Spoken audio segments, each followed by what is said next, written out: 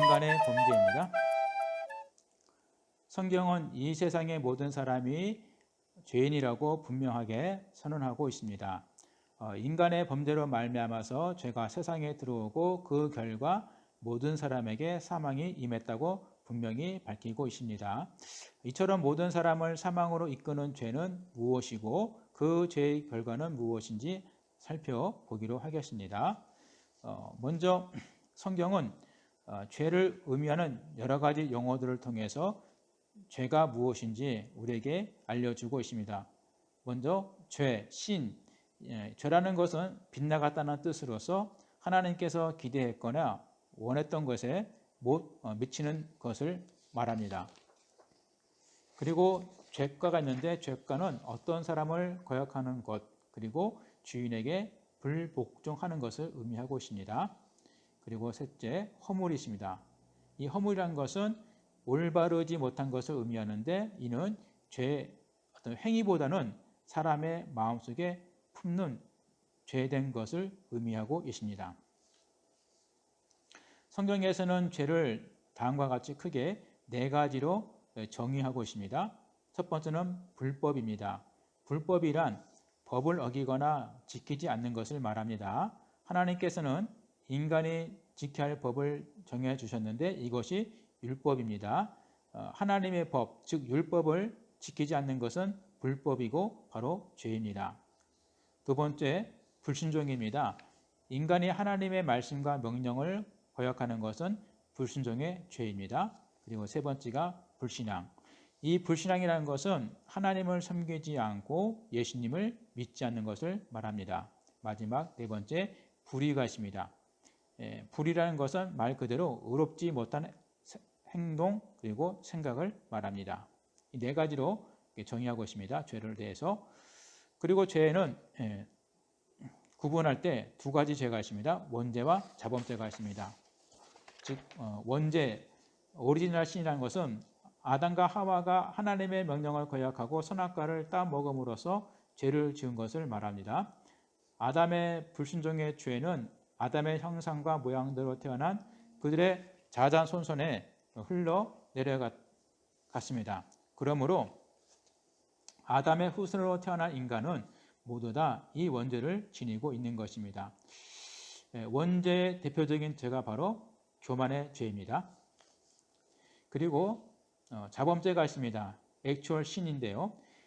이 자범죄라는 것은 인간이 이 세상을 살아가면서 짓는 죄를 말합니다. 이것은 원죄로 인해서 일어나는 의식적인 죄된 생각, 욕망, 결심 등을 의미하고 있습니다.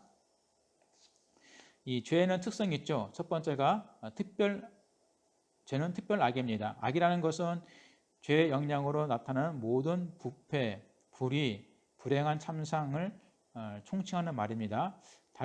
다시 말해서 천재, 지병, 질병, 사고, 기근, 전쟁, 사망 이런 것들이 다 악입니다. 하지만 이것들이 반드시 죄는 아닌 것이죠. 그리고 죄는 하나님의 뜻에 즉 율법에 어긋나는 것이죠. 죄는 하나님의 법에 대한 모든 불순종을 말합니다. 그리고 이 죄는요, 죄책과 오염을 내포하고 있습니다. 그러니까 인간은 이 죄에 대한 책임이 분명히 있고 이 죄에 대해서 도덕적으로 감염되었다는 것을 말하고 있습니다. 그리고 이 죄는 인간의 마음속에 자리 잡고 있습니다. 만물보다 거짓되고 심히 부패한 것은 마음이라. 예레미야 17장 9절 말씀입니다. 즉 인간의 중심은 마음이라 할 수가 있습니다. 이 마음에서부터 죄된 성질이 나와서 전 인격과 골수와 피에 파고든다고 볼 수 있습니다. 죄의 기원은 영적인 세계에서의 죄의 기원하고 인간 세계에서의 죄의 기원이 있습니다. 먼저 영적 세계에서의 죄의 기원은요, 성경은 말하기를 죄가 타락한 천사들의 우두머리인 마귀에 의해서 이 세상에 들어왔다고 말해주고 있습니다. 그리고 인간 세계에서의 죄의 기원은 창세기 3장에 잘 설명되어 있습니다. 인간의 범죄의 6가지 과정을 단계적으로 간략하게 살펴보면 제1단계 하와는 뱀의 모양을 하고 나타난 사탄의 말에 귀를 기울였습니다. 2단계 하와는 하나님의 말씀을 변조시켰습니다. 3단계 하와는 하나님의 말씀을 부정하는 사탄의 말에 귀를 기울였습니다. 4단계 하와는 사탄의 거짓말을 믿었습니다. 5단계 아담과 하와는 하나님께서 먹지 말라고 하신 선악과를 먹었습니다. 마지막 6단계 아담과 하와는 그들의 죄를 감추려고 하였습니다. 그 죄의 결과로 인해서 하나님의 심판이 뱀, 사탄, 여자, 아담, 자연에게 임했습니다. 그러니까 범죄에는 반드시 심판이 다가옵니다. 인간이 의무로 하나님을 떠났기 때문에 범죄한 인간은 심판과 형벌을 받게 되었고 그것에 대해서 책임을 져야만 했습니다. 먼저 뱀에 대한 심판이 있습니다. 인간의 타락을 위해서 사탄의 도구 노릇을 했던 뱀은 가장 처참한 형벌을 받았습니다. 본래 뱀은 고상한 피조물을 이었던 것으로 생각이 됩니다. 그러나 심판의 결과로 뱀은 그 모양과 형태가 바뀌어졌고 배로 평생 기어다니면서 땅의 흙을 먹고 살아야 했습니다. 그리고 사탄에 대한 심판이 있었습니다. 창세기 3장 15절은 뱀에 대한 심판이라기보다는 사탄에 대한 심판이라고 볼 수 있습니다. 그는 내 머리를 상하게 할 것이다. 이 말씀은 예수 그리스도가 십자가의 상에서 사탄에게 치명적인 타격을 가하고 큰 승리를 거두실 것임을 의미하고 있습니다. 그리고 여자에 대한 심판이 있습니다. 그러니까 죄의 형벌로서 여자는 해산의 고통을 겪게 되었습니다.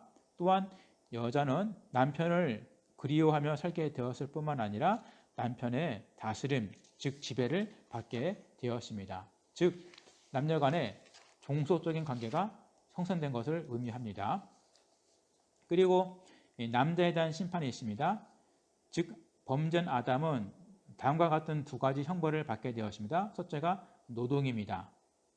그러니까 더 이상 땅이 자동적으로 이 열매를 내지 않기 때문에 사람이 열매를 얻으려면 고된 노동의 수고를 해야 하는 그 심판을 받게 된 것입니다. 둘째는 육체의 죽음입니다. 본래 흙으로 만들어진 아담은 죽음을 통해서 그의 몸이 흙으로 다시 돌아가게 된 것입니다. 그리고 자연에 대한 심판도 있었습니다. 즉 만물을 다스리는 주인이 타락하니까 그의 지배 아래 있던 모든 자연 환경도 동시에 형벌을 받게 되었습니다. 즉 동물과 자연이 인간에게 저항을 하게 되었고 또 동물들은 사나운 야성을 갖게 되었고 식물들은 곡식 소출을 방해하는 잡초를 만들어내게 되었습니다. 그리고 죄의 최종 마지막 결과는 바로 사망입니다. 사망이란 사나토스, 곧 분리된다라는 뜻입니다. 이처럼 죄가 있는 곳에는 언제나 분리가 다가옵니다. 즉 하나님과 인간이 분리되니까 인간의 영이 죽게 되었고 영과 혼과 육의 조화가 깨지고 분리되자 육이 영을 대신해서 혼을 다스리게 되었으며 마침내 그의 혼과 육도 분리되어서 육체의 죽음에 이르게 되었던 것입니다. 자, 이 사망에는 육체 사망뿐만 아니라 그리고 영원한 둘째 사망이 있습니다. 이 영원한 둘째 사망이란 것은 꺼지지 않는 불못에 들어가서 영원히 고통받는 것을 의미합니다. 이상으로 강의를 마치도록 하겠습니다.